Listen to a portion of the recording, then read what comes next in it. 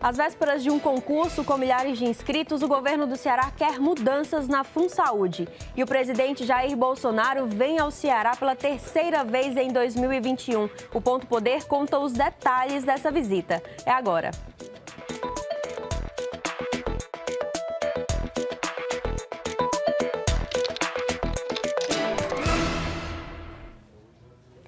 Olá, seja muito bem-vindo a mais um Ponto Poder que está começando. Hoje tem bastante assunto, a gente vai falar aí desse projeto de mudanças na FunSaúde, fala da visita do presidente Jair Bolsonaro, mas tem também CPI das associações de PMs na Assembleia Legislativa, reta final da CPI da Covid em Brasília e a gente tem trechos da primeira entrevista do ex-secretário da Saúde do Ceará, Dr. Cabeto, que só agora está comentando a sua saída, deu sua primeira entrevista ao Sistema Verdes Mares e a gente acompanha também.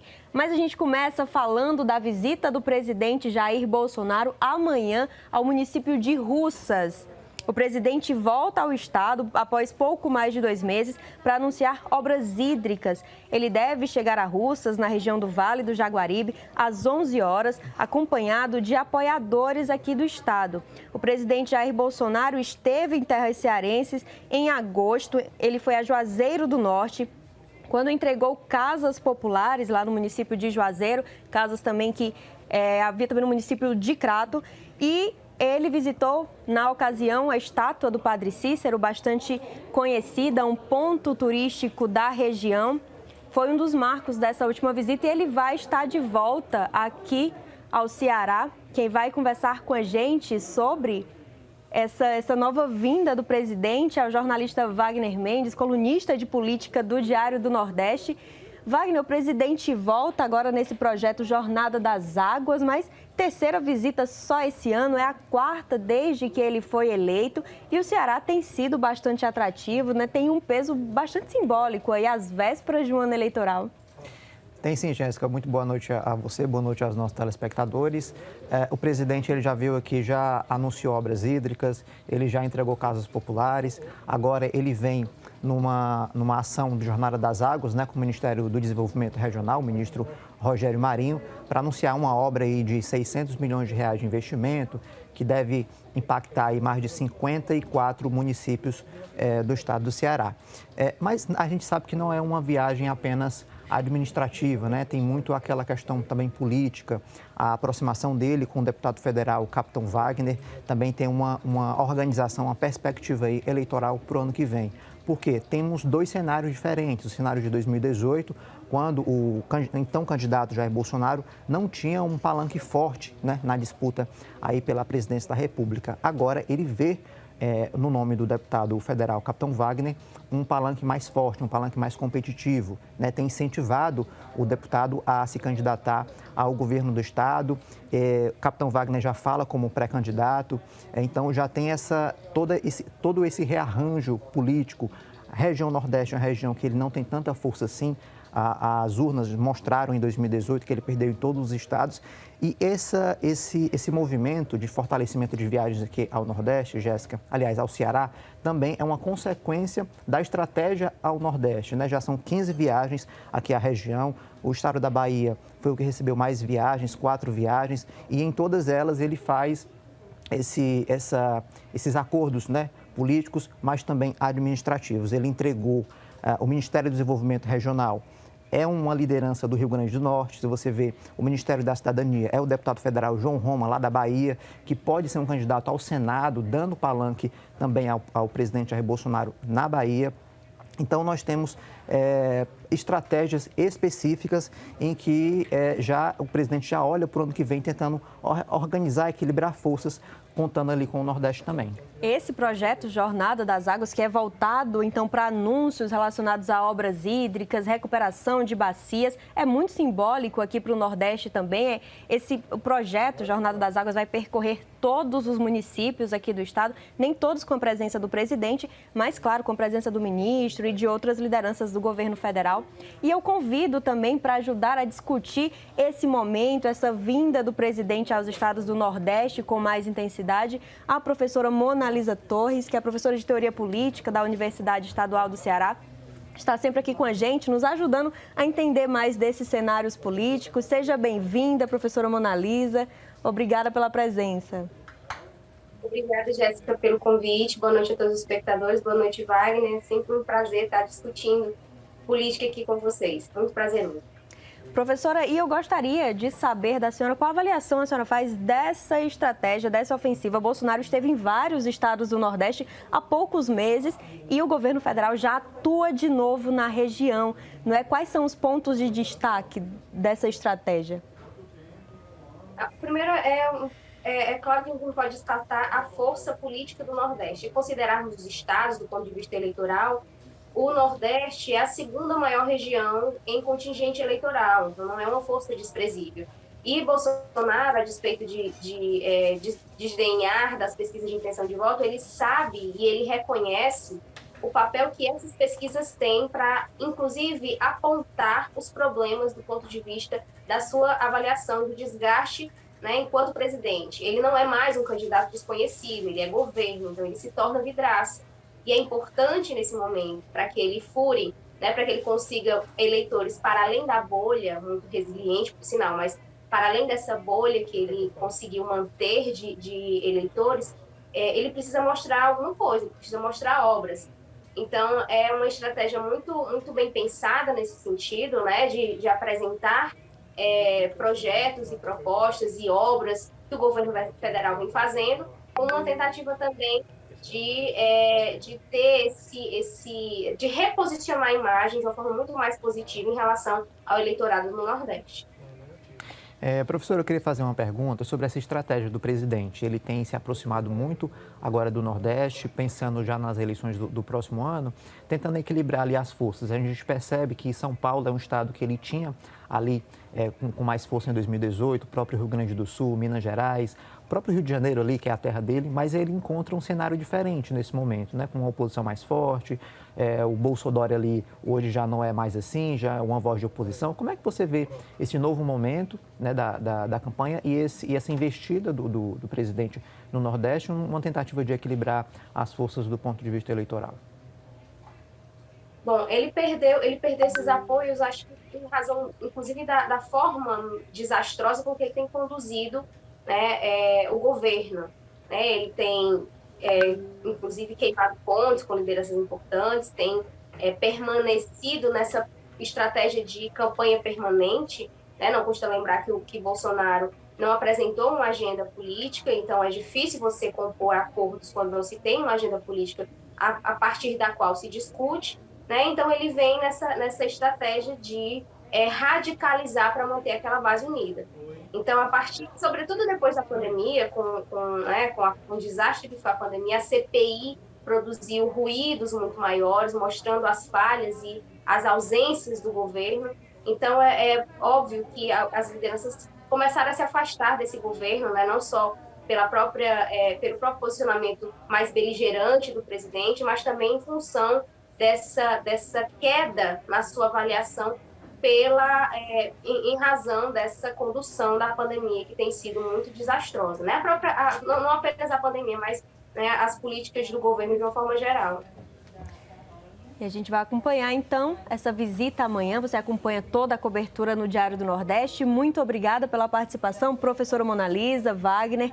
A gente volta, então, no próximo programa a comentar mais após a visita do presidente para ver como foi a repercussão. E o presidente Jair Bolsonaro vem ao Ceará no mesmo dia em que deve ser apresentado o relatório da CPI da Covid em Brasília. A repórter Flávia Rabelo tem mais informações. Foram 6 meses intensos desde a instalação da comissão parlamentar aqui no Senado Federal. 3 ex-ministros da Saúde e o atual titular da pasta foram ouvidos para saber por que o Brasil enfrentou tão mal a pandemia e por que mais de 600 mil pessoas morreram nos hospitais lotados por todos os estados do país.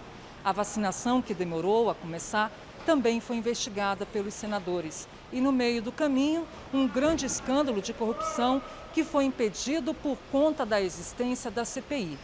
A compra da vacina Covaxin com contratos fraudulentos. Agora, o trabalho está chegando ao fim.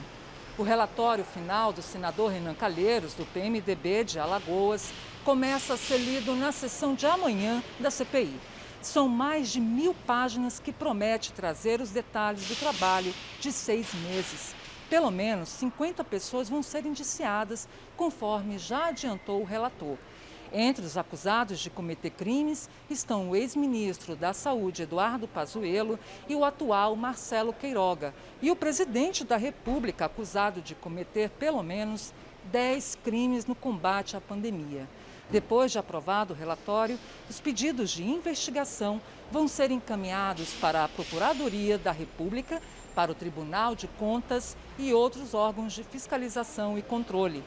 A médica do Ceará, Mayra Pinheiro, secretária do Ministério da Saúde, deve ser uma das indiciadas, segundo o relator. Ela teria incentivado o uso de remédios ineficazes para tratar a doença, inclusive na grave crise do Amazonas, onde pacientes morreram por falta de oxigênio. A defesa de Mayra garante que as acusações não procedem e informa que ela aguarda tranquila e vai provar que as acusações são injustas. O relatório vai ser lido amanhã, quarta-feira, e votado na semana que vem, provavelmente no dia 26 de outubro, terça-feira. E a gente recebe agora no Ponto Poder o editor de política e colunista do Diário do Nordeste, Inácio Aguiar, para comentar, então, essa finalização da CPI, esse encerramento dos trabalhos. Há quem comente, Inácio, muito num senso comum, que a CPI vai dar em pizza, não vai dar em nada. A gente ouviu isso muito desde o começo, né? Gostaria que você comentasse, então, quais os resultados que se espera. Seja muito bem-vindo ao Ponto Poder. Oi, Jéssica, tudo bem? Muito prazer, muito legal estar aqui com vocês no Ponto Poder. É exatamente isso que você disse, Jéssica. A pergunta que eu mais tenho ouvido nos últimos dias é essa. Inácio, essa CPI vai dar em alguma coisa ou vai acabar em pizza, como você falou, Jéssica? Essa pergunta é difícil da gente responder no momento, mas há que a gente fazer algumas colocações nesse momento.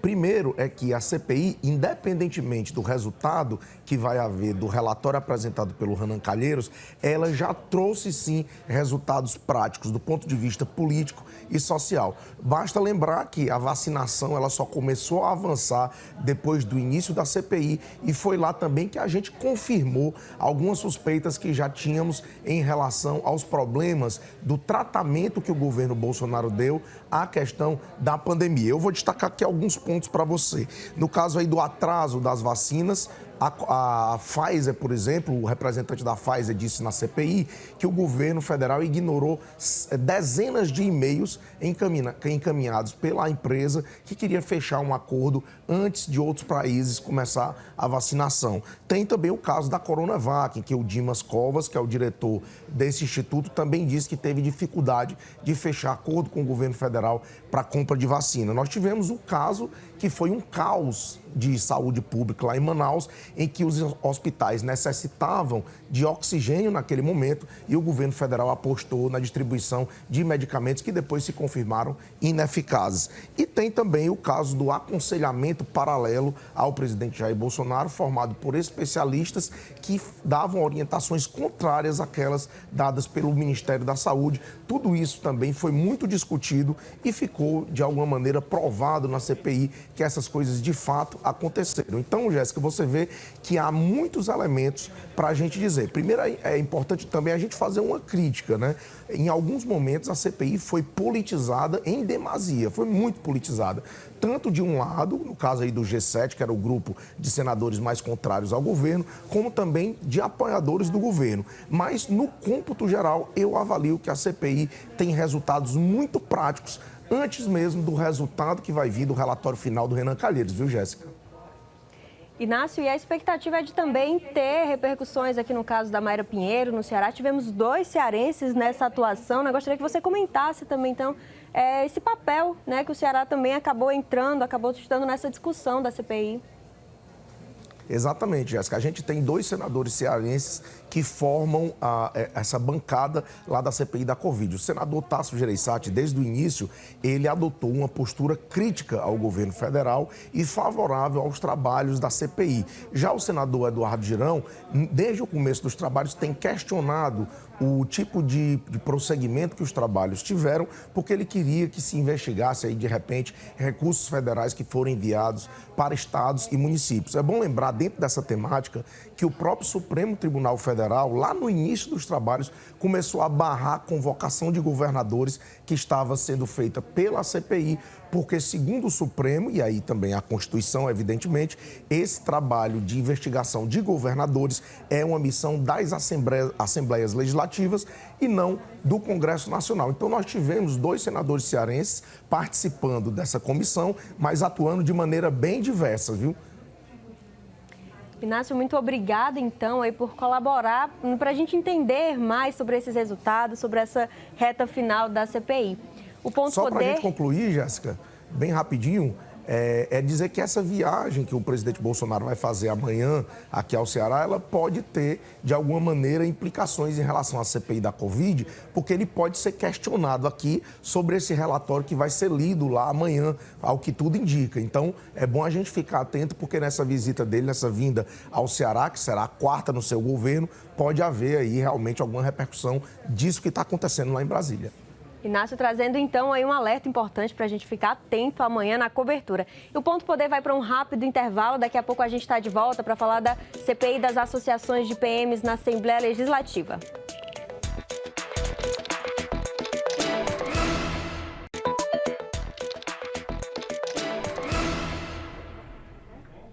Ponto Poder está de volta e agora a gente fala da CPI das associações de PM na Assembleia Legislativa. Hoje os deputados escutaram um promotor da Justiça Militar. E o repórter Felipe Azevedo tem mais detalhes.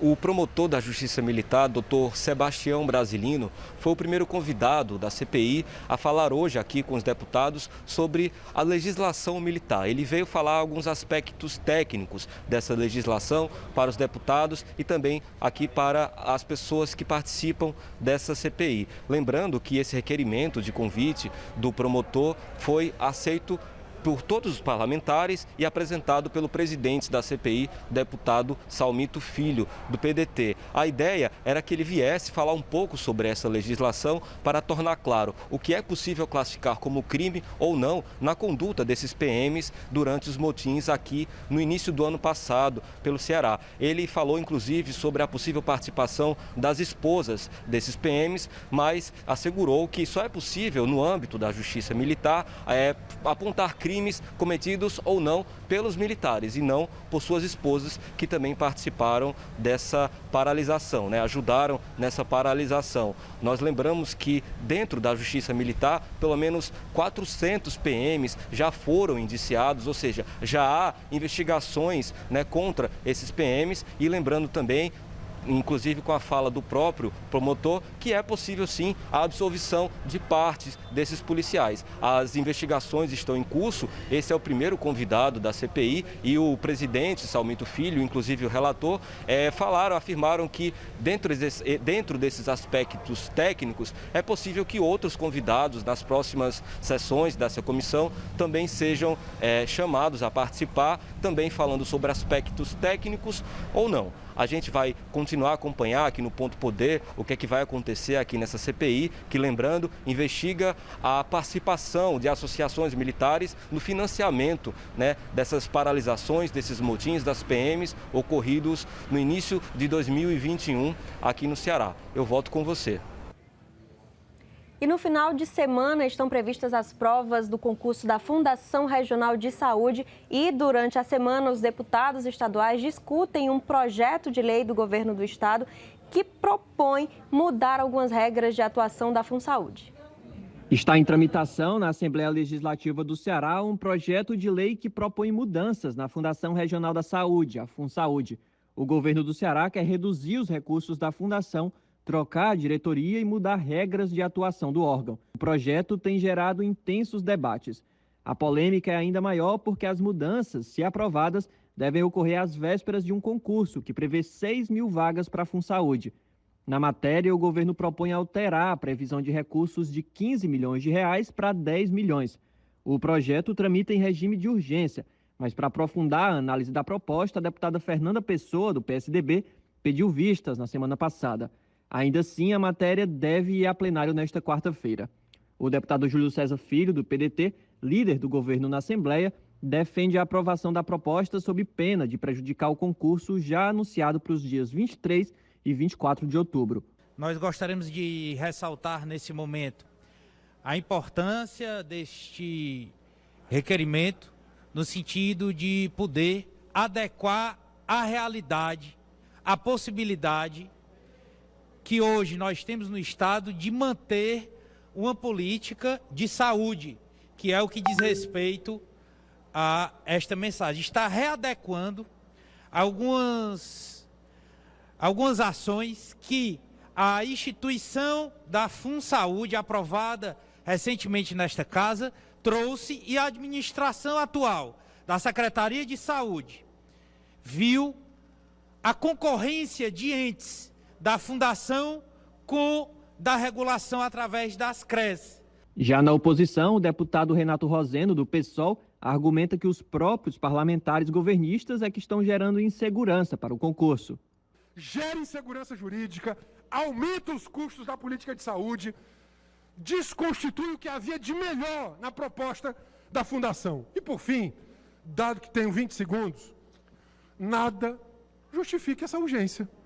Porque, veja, no debate da Fundação, nós fizemos audiência pública, o deputado Júlio trouxe o ex-secretário Cabeto aqui, foi feito um debate com os sindicatos, chamaram os médicos, foi um debate amplo. Agora, uma mensagem dessa complexidade, se quer votar isso hoje, de afogadilho, por que se quer silenciar o debate? Ainda na semana passada, a Secretaria da Saúde do Estado ressaltou que não há impactos no concurso da FunSaúde.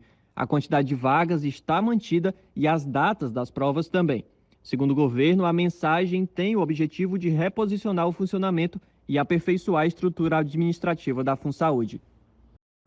E a FunSaúde nasceu na gestão do ex-secretário Dr. Cabeto como parte, inclusive, de um projeto maior, que era o Plano de Modernização da Saúde no Ceará. Dr. Cabeto deixou a pasta em agosto, faz há poucos meses, e concedeu a primeira entrevista no mesmo dia em que o projeto de mudanças na FunSaúde chegou na Assembleia Legislativa. Ele conversou com o editor de política, Inácio Aguiar, e a gente vai conferir alguns trechos. Inclusive, o primeiro deles é o trecho em que Cabeto defende que não haja retrocessos na estratégia de cuidados com a saúde aqui no Estado. Não há perigo de retrocesso. Por quê? Porque foi construído a várias mãos. Quer dizer, não foi o secretário de Saúde, doutor Cabeto, que naquela hora negociou na Assembleia. Foi para a Assembleia porque havia unanimidade no processo. O próprio governador divulgou a fundação, divulgou o concurso, acredita no processo. Eu acho que quando você faz isso de uma maneira transparente, democrática, isso não permite retrocesso.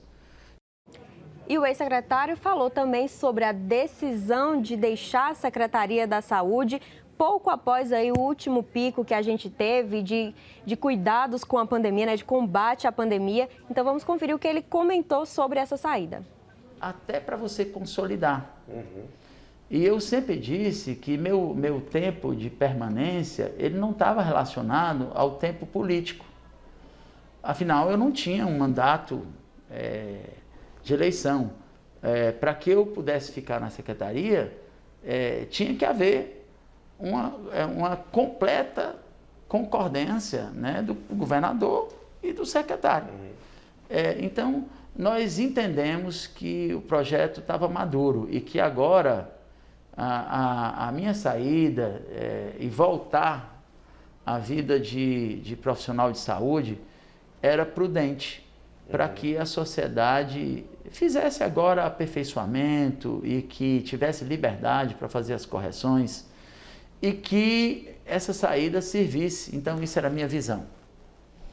É que quando eu fazia esse gesto, eu estava fazendo um gesto democrático. E já olhando um pouco mais para o futuro, o doutor Cabeto falou também da sua relação partidária e de perspectivas de talvez entrar mais na política, disputar um mandato ou não. Vamos conferir. Se tem uma coisa que eu deixei muito claro, as pessoas antes diziam assim, olha, ele entrou na secretaria porque ele quer ser deputado, quer ser prefeito, quer ser não sei de onde. E se vocês olharem o comportamento que, eu não digo as pessoas da secretaria tiveram, você vai ver que o comportamento é completamente o contrário disso, comportamento de ruptura. Então, jamais me passou na cabeça relacionar uma coisa a outra. Minha participação no PSDB, ela não é ligada a nenhum posicionamento ideológico firme. Eu entrei há muito tempo e é por um princípio. E aí vai um recado para a população mais jovem. Se tem uma coisa que eu aprendi, é que a gente precisa participar. E a entrevista completa com o doutor Cabeto está disponível no Diário do Nordeste. Eu convido novamente Inácio Aguiar, que fez essa entrevista, esteve nessa conversa com o ex-secretário doutor Cabeto. Inácio, qual a sua avaliação da entrevista? Como foi aí esse primeiro diálogo após a saída de Cabeto da Secretaria da Saúde? Bom, Jéssica, primeiro é bom a gente dizer que o Dr. Cabeto ele foi um personagem central no combate à Covid aqui no estado do Ceará. Ele não entrou para ser secretário por conta da Covid, ele veio de antes e é por isso que ele já tinha começado a estruturar um projeto de mudanças na saúde do estado do Ceará. Foi exatamente por conta desse projeto de mudanças que ele enfrentou, desde o início da sua gestão, em 2019, alguns embates dentro do governo e fora do governo com agentes políticos, como os deputados estaduais. Então, ele foi um personagem central porque ele comandou essa política pública de saúde ao lado do governador Camilo Santana durante a pandemia de coronavírus. Essa saída dele acabou sendo um pouco atropelada, vamos dizer assim, tumultuada, porque foi no momento em que o Ceará saía do espectro mais grave da pandemia. Mas ele, como ele falou aí pra gente na entrevista, ele já saiu depois que o pico tinha caído, que os números já estavam muito mais controlados e ele avaliou naquele momento que era o momento de sair, porque ele já tinha feito as bases do projeto de regionalização da saúde pública. Então, quando ele defende que não pode haver retrocesso, eu concordo com isso, o momento não é de fato de haver retrocesso. Do ponto de vista político, é bom a gente abordar rapidamente, Jéssica, que o Cabeto se tornou, por conta da pandemia, um nome conhecido no estado e pode ser de fato uma aposta do PSDB para eleições. A gente precisa ver os desdobramentos deste ano para que a gente veja se de fato o PSDB vai lutar para ter um candidato próprio no próximo ano, viu? Muito obrigada, Inácio. A gente já está chegando ao fim do nosso Ponto Poder. Te aguardo na próxima semana. Ponto Poder vai ficando por aqui. Tenha uma ótima noite.